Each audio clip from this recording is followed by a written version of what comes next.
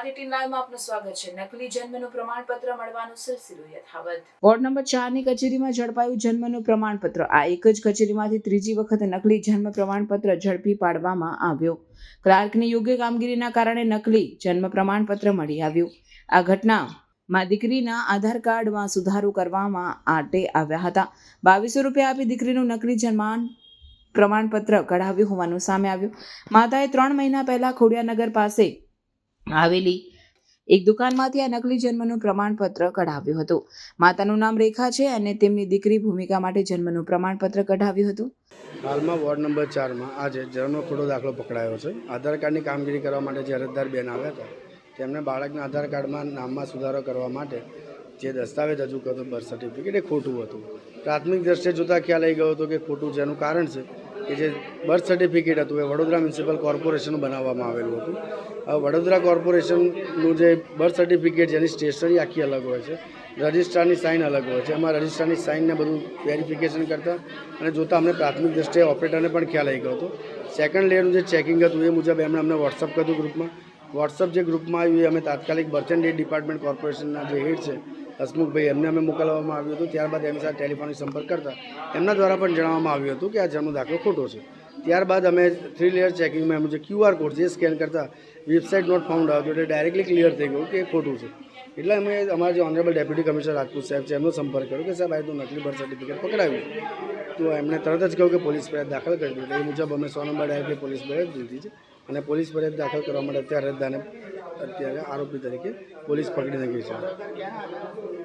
એ અરજદારનું તો અમે દેખ્યું નામ જ અમને ખ્યાલ છે કારણ કે બર્થ સર્ટિફિકેટમાં અમારું તો ચેકિંગ સિસ્ટમ જે કરવાનું તો અમે ડોક્યુમેન્ટેશન વેરિફિકેશન ખાલી કર્યું એટલે પોલીસ આગળ તપાસ કરી રહી છે।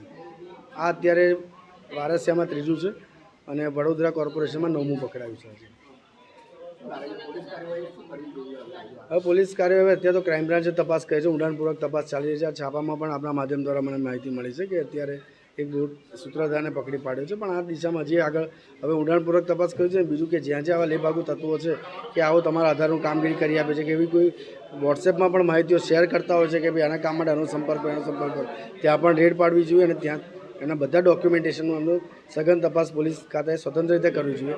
જો એમને અમારી મદદની કોઈ જરૂર હશે તો કોર્પોરેશન વતી અમે મદદ કરવા તૈયાર છીએ।